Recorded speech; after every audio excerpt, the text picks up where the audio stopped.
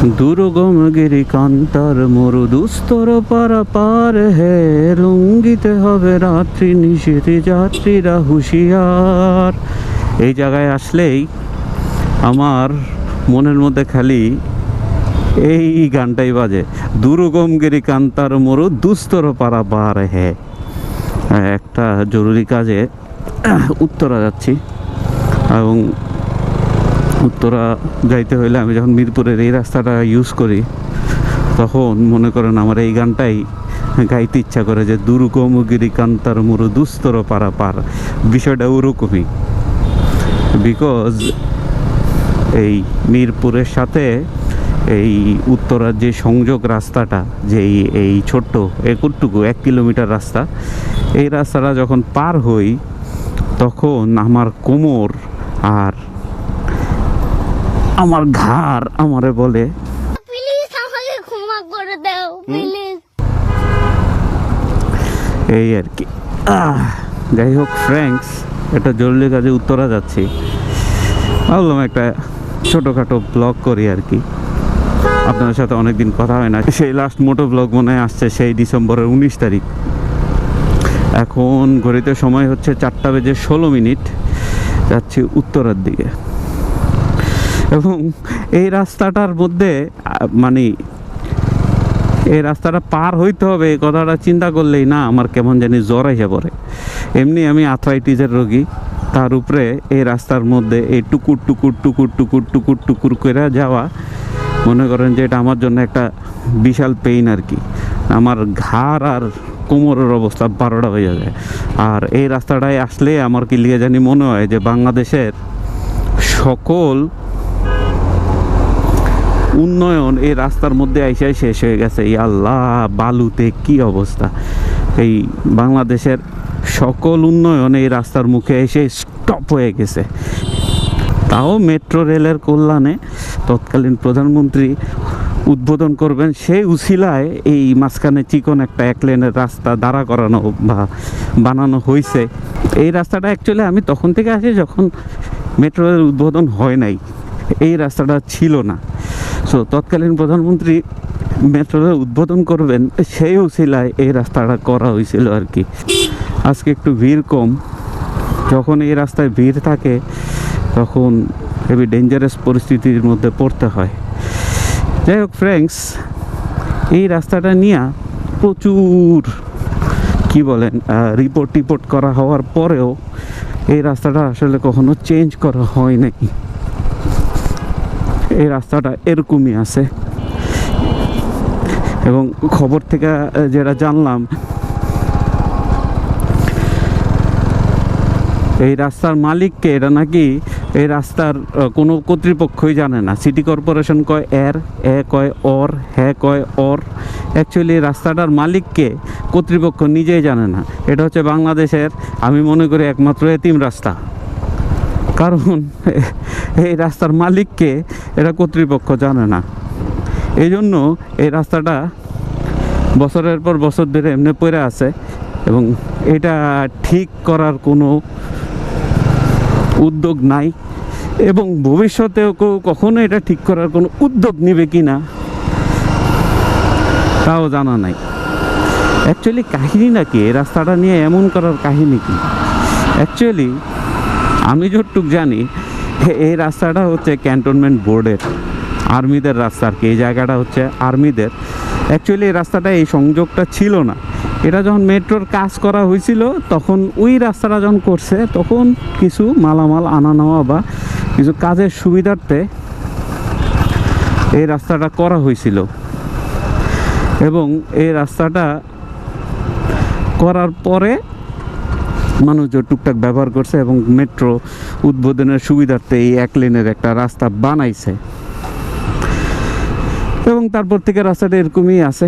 এত রিপোর্ট, এত কথাবার্তা। এটা বর্তমানে খুবই গুরুত্বপূর্ণ একটা রাস্তা বলা যায়। মিরপুর থেকে উত্তরার দিকে যাইতে সংযোগ রাস্তার দিকে বলতে গেলে গুরুত্বপূর্ণ একটা রাস্তা হয়ে গেছে, কিন্তু এই রাস্তাটা, এইটুকু রাস্তাটা বাজায় রাখছে, ঠিক করতেছে না। কারণ হচ্ছে, আমি যতদূর জানি এটা আর্মিদের রাস্তা, ক্যান্টনমেন্ট বোর্ডের রাস্তা, আর পাশেই হচ্ছে এই পাশেই হচ্ছে 12 নম্বর ক্যান্টনমেন্ট। সো ক্যান্টনমেন্ট খুবই সফিস্টিকেটেড একটা জায়গা, যে কোনো দেশের ক্যান্টনমেন্ট, যে কোনো জায়গার ক্যান্টনমেন্টই খুবই সফিস্টিকেটেড একটা জায়গা। সো আর্মিরা কখনোই চাবে না, বা এটা আসলেও ঠিক না যে সামরিক স্থাপনার পাশে এরকম সিভিলিয়ান এত যাতায়াতটা বা সিভিলিয়ান এত অ্যাক্টিভিটি আসলে তারা কখনোই অ্যালাউ করে না বা করবে না। আর সেই কারণেই এই রাস্তাটা, কারণ বাংলাদেশ এখন 2024 সালে এসে বাংলাদেশ যথেষ্ট উন্নত এবং স্বয়ংসম্পূর্ণ একটা দেশ।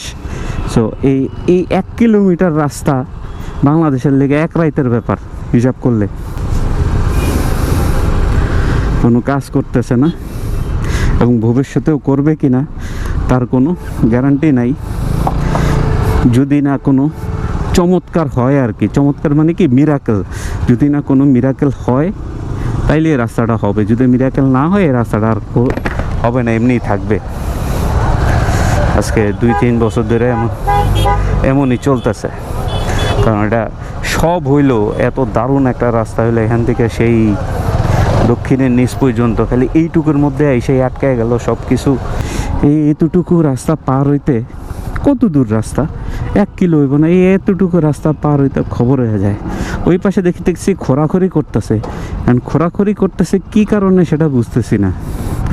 যেমনি খোরাখড়ি করতেছে পাইপ টাইপ বসাবেও মনে হয়, এরকমই একটা সিস্টেম দেখতেছি। যদি রাস্তার কাজ ধরে তাইলে তো কথাই নেই, আলহামদুলিল্লাহ। এই রাস্তাটা আসলে খুবই দরকারি, গুরুত্বপূর্ণ একটা রাস্তা হয়ে গেছে। রাস্তাটা খুবই দরকার। একবার রাত্রেবেলা, বিশেষ করে রাত্রেবেলা হেভি একটা বাজে অবস্থা, বিশেষ করে হেভি রাত্রেবেলা খুবই বাজে অবস্থা হয় যখন ওই পাশ দিয়ে যাওয়ার সময়। মাঝে মাঝে গাড়ির এত চাপ থাকে মনে হয় যে পইরা যাবো লেকের মধ্যে। ও এই জায়গায় আসলেই মনটা ভালো হয়ে যায়, একদম ফাঁকা জায়গা পানির কাছে। উফ উফ উফ উফ উফ উফ উফ উফ আইসা পড়ছি, একটু বাকি, আরেকটু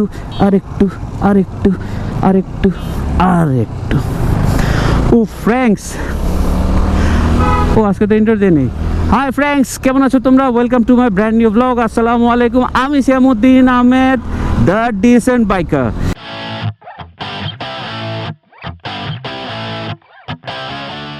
অনেকদিন পর আপনাদের সাথে কথা বলছি উত্তরা থেকে। যাই হোক ফ্রেন্ডস, অবশেষে এতিম রাস্তা থেকে মুক্তি পাইলাম। ফ্রেন্ডস, এই এতিম রাস্তার ব্যাপারে লাস্টে এই কথাটাই বলতে যাচ্ছি। এটা আসলে আর্মিদের আন্ডারে, আর্মিদের এই ক্যান্টনমেন্ট বোর্ডের আন্ডারে। সো তারা কখনোই চাবে না তাদের যেই ক্যান্টনমেন্ট বা আর্মি স্থাপনা, যে সেন্সিটিভ এরিয়াগুলো আছে তার পাশে সিভিলিয়ানদের এত বেশি যাতায়াত, এত বেশি হাউকাউ, মানে এত গ্যাঞ্জাম হোক, তাহলে এই রাস্তা কয়েকদিনের ব্যাপারে এই রাস্তা শেষ হয় এবং লাইফ অনেক ইজি হয়ে যেত। এবং এই রাস্তাটা যদি সুন্দরভাবে হয়ে যেত তাহলে এখানে মোটামুটি মনে করেন যে বাস স্ট্যান্ড, তারপরে হচ্ছে কি বলে অটো স্ট্যান্ড, সব কিছু দিয়া হাউকাউ লাগায় একটা বিতিকিচ্ছির অবস্থা বানায় দিত মানুষ। এই কারণে হয়তো তারা এই রাস্তাটা বানানোর অনুমতি দিচ্ছে না, কারণ পাশেই হচ্ছে আর্মিদের 12 নম্বর ক্যান্টনমেন্ট, তার উপরে এই রাস্তায় উঠতে হয় ডিউচেসের উপর দিয়ে যেটা। তো সব কিছু মিলে তারা আমার মনে হয় না এই রাস্তাটা কখনো করার অনুমতি দিবে, যদি না কোনো মিরাকেল হয় আর কি। So friends, that's all from today's video ভালো লাগলে লাইক, কমেন্ট, চ্যানেল সাবস্ক্রাইব। দেখা হবে পরবর্তী কোনো ব্লগে, পরবর্তী কোনো ভিডিওতে। সেই পর্যন্ত ভালো থাকুন, সুস্থ থাকুন, ফিয়ামানিল্লাহ, goodbye friends, good bye.